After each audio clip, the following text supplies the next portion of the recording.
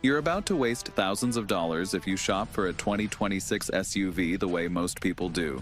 Scrolling pretty photos, falling for a giant screen, test driving one car on a sunny day, and calling it good. Because the truth is, good isn't the goal anymore. The goal is nearly perfect. The SUV that wakes up every morning, shrugs off bad gas, potholes, and school-run chaos, and costs you less over 5 years even if the sticker price isn't the lowest. And today I'm giving you 7 of them. SUVs that get as close as modern vehicles can get to minimal problems, maximum value. Here's the twist. One of these is so common that people dismiss it, but it's quietly the smartest buy in America. Another one looks premium enough to make luxury shoppers hesitate, and it does it without the luxury brand headaches. And one of them is the I don't want drama hybrid that feels boring until you realize boring is exactly what your bank account wants. I'm going to walk you through each SUV in a way dealerships won't. Realistic efficiency, real performance, real space, real tech, real pricing logic, and the real complaints you'll actually see. And as we go, keep a note in your head. Which one would you trust to not annoy you at 40,000 miles? Because at the end, I'm going to ask you to pick the one you think is most nearly perfect. And I'm also going to tease the one SUV I almost added as an 8th, but didn't, for a reason. These picks align strongly with what reliability-focused evaluators tend to reward in real-world ownership. First up, the 2026 Honda CR-V Hybrid, the SUV that wins because it refuses to be bad at anything. 1. Fuel economy. Depending on configuration, you're looking at roughly 40 mpg combined on the most efficient trims, with the all-wheel drive versions generally landing around high 30s combined, and the Trail Sport Hybrid specifically rated lower at about mid-30s combined. And here's the realistic part. If your driving is suburban stop-and-go with a couple highway runs, you'll feel the hybrid pay off immediately. If you live at 75-80 mph on the highway every day, the real-world gap shrinks, but it still beats most non-hybrids while staying calm and quiet in traffic. 2. Engine. Honda's hybrid setup pairs a 2.0-liter 4-cylinder with electric motors for about 204 HP. And what matters isn't the number, it's how it delivers. You get that smooth, instant electric shove at low speeds, then the gas engine fills in without drama, so merging feels confident without the CVT screaming vibe people hate. 3. AWD, Honda's real-time. AWD is not a rock crawler system, but it's the kind that saves you in real life. Wet on ramps, slushy mornings, dirt parking lots at trailheads, sending power where grip exists before things get sketchy, and in practice, it's exactly what most buyers actually need. 4. Space. This is where the CR-V quietly humiliates rivals. Adult-friendly second row, easy child seat loading, and a cargo area that's genuinely usable for strollers, groceries, and weekend gear without playing Tetris. It's the kind of space that doesn't just look good on a spec sheet, it feels bigger because the shape is practical. 5. Technology. Honda Sensing comes standard, and it's the kind of suite you'll actually keep turned on. Adaptive cruise, lane keeping support, automatic emergency braking, and the infotainment is modern, with trims offering more integrated features, including Google built-in on certain trims and wireless phone integration depending on setup. But importantly, it stays usable, not cool for 5 minutes. 6. Price. MSRP varies by trim, but a real-world sweet spot is typically mid to high 30Ks. Trail Sport Hybrid is shown around $38,800 MSRP as an example. And the value argument is simple. You're paying for a drivetrain that saves fuel and tends to avoid the turbo complexity many competitors rely on, while holding resale because everyone trusts the CR-V name. 7. Common issues. Complaints. This is nearly perfect. Not perfect. Consumer Reports has criticized some CR-V fit and finish details and materials choices on certain builds, and owners also sometimes complain about minor noise quirks or occasional driver assist sensor weirdness. None of that screams run away, but it's exactly the kind of annoyance you want to know before you sign papers. Now let's talk about the 2026 Toyota RAV4 Hybrid, the one that basically dares you to find a smarter mainstream purchase, because Toyota made a big move here. 1. Fuel economy. Toyota is advertising up to 47 city SON 40 highway MPG on the most efficient configurations, and independent outlets discussing the new generation point to hybrid variants, generally living in the high 30s to mid 40s combined, depending on trim and tires.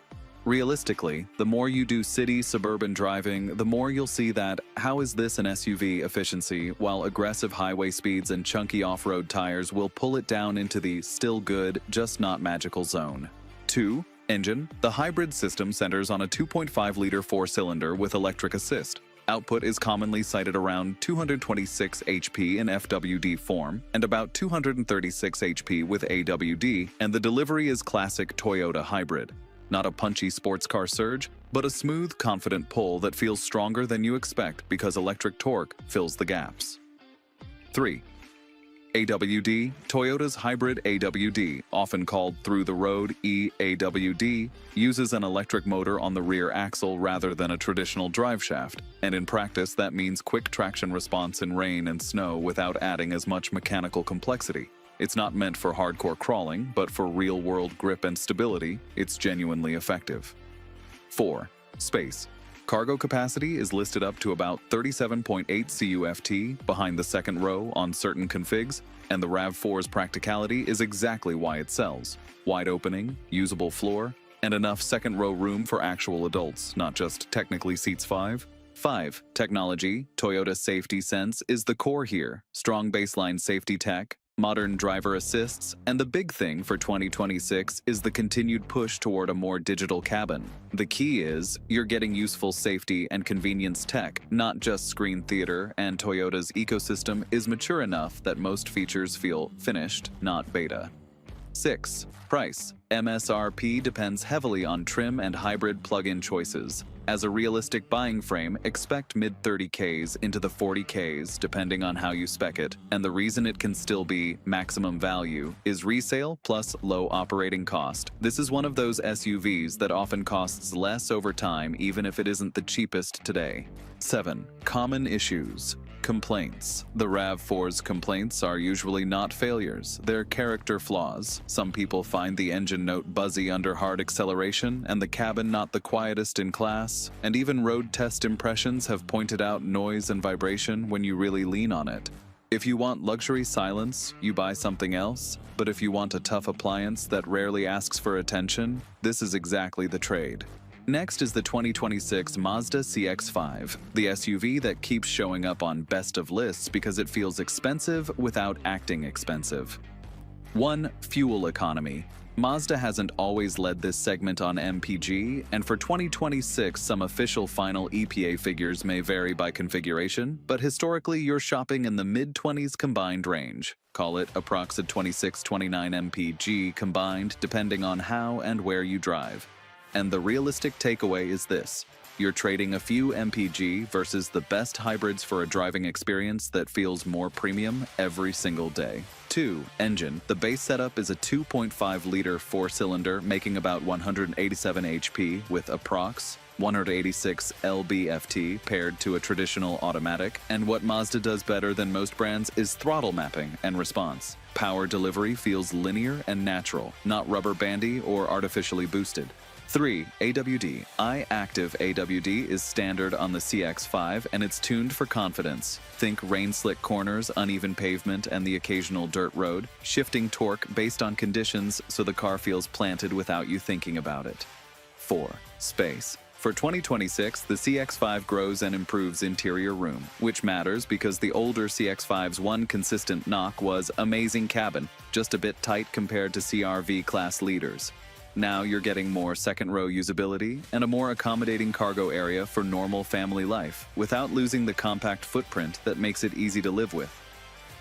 5. Technology. The big update is moving to a true touchscreen setup with a standard 12.9-inch display and an available larger screen on upper trims, plus modern connectivity. The key for buyers is you're getting Mazda's clean, driver-focused approach with better usability, less tech for tech's sake, more this actually helps. 6. Price. Pricing starts around $31,485 and climbs to about $40,485 depending on trim, and the value pitch is simple.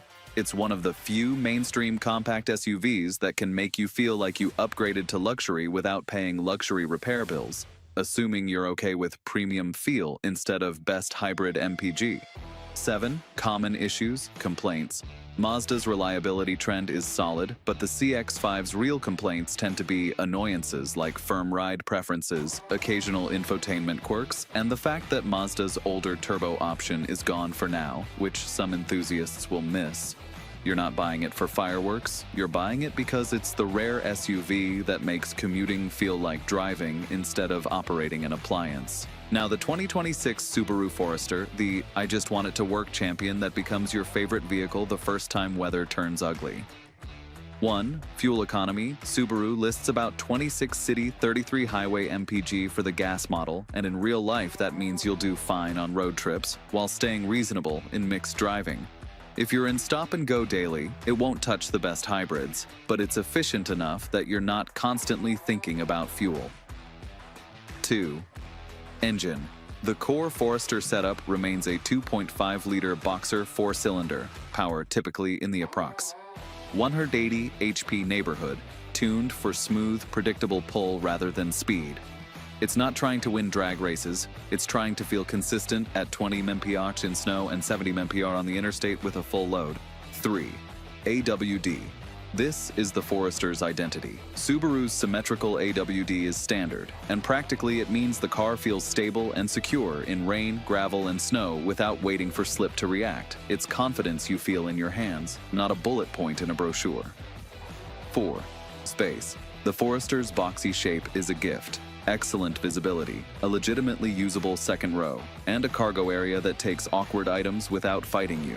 If you've ever loaded a stroller, a cooler, and backpacks and thought, why is this harder than it should be? The Forester's packaging feels like a relief. 5. Technology. Eyesight driver assistance is a big reason people trust these. Strong safety tech, baseline, while the cabin tech is practical, not flashy. And yes, Subaru has been modernizing screens, but the Forester's real tech advantage is safety and visibility working together in daily driving. 6. Price. Subaru itself advertises a starting point around $29,995, with real-world trims rising from there. And it earns maximum value because AWD isn't an expensive add-on. It's the default, so you're not paying thousands extra just to get the capability people actually shop for. 7. Common issues, complaints. The Forester's most repeated gripes are usually not powertrain disasters, they're quality-of-life complaints. Some reviewers have criticized the infotainment experience and screen UI on recent Subaru implementations, and some owners still wish for more punch when passing. That's the Forester bargain. Less wow, more never lets you down.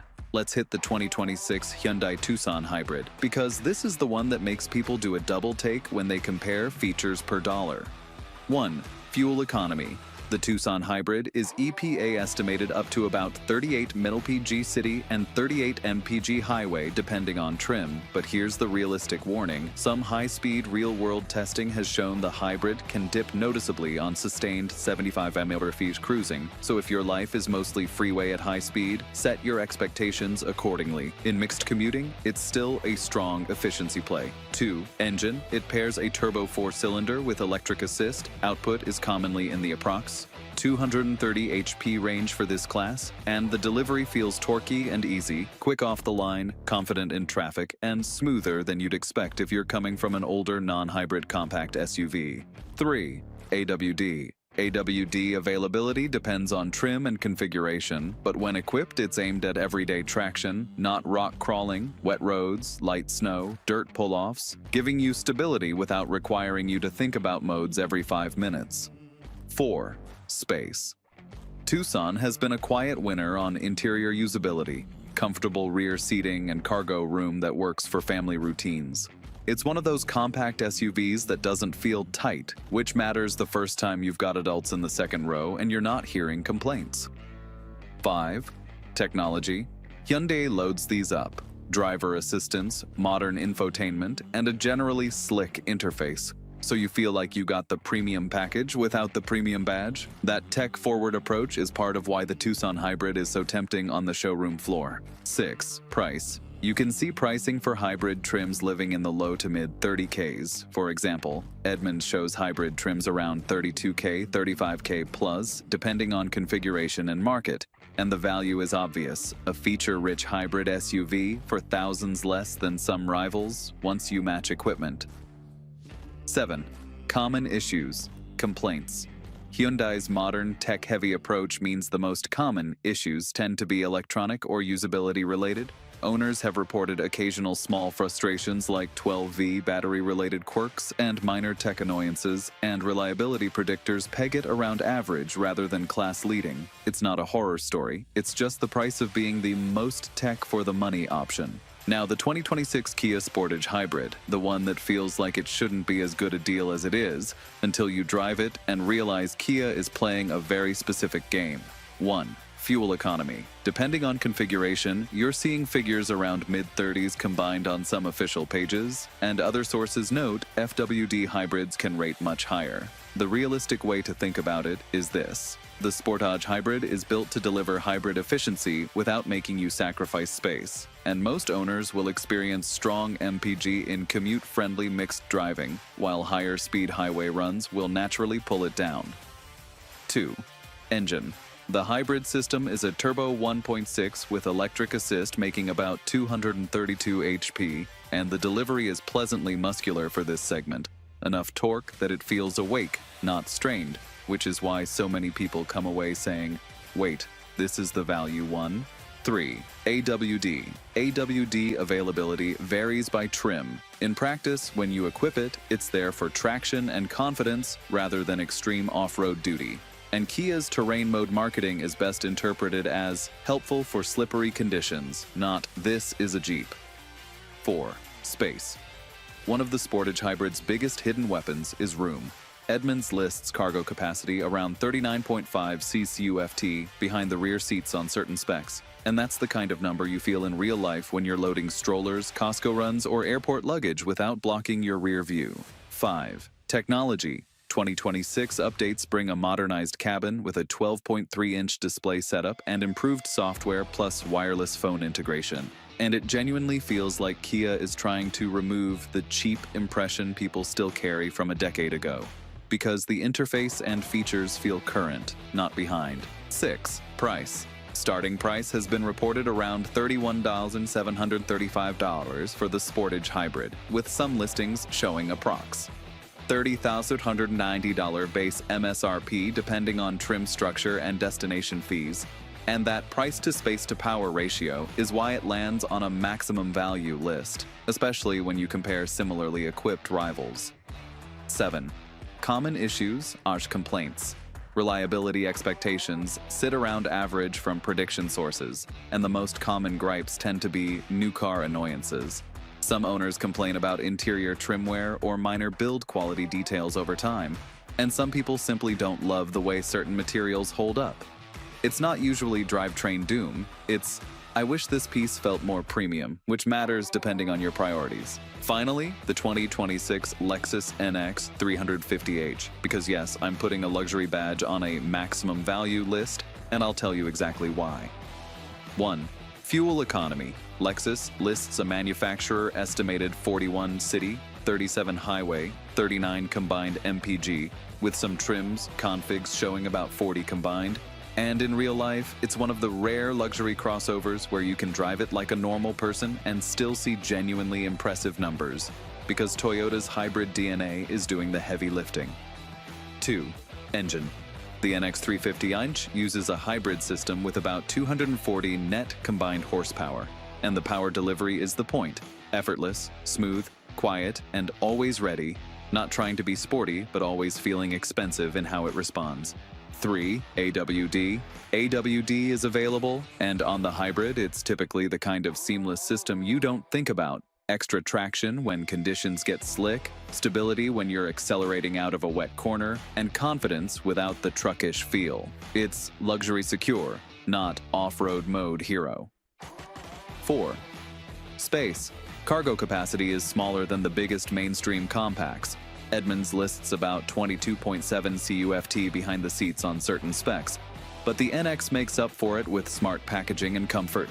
adult-friendly second row for its class, and a cabin that feels like a quieter, calmer place to spend time, which matters if you drive a lot.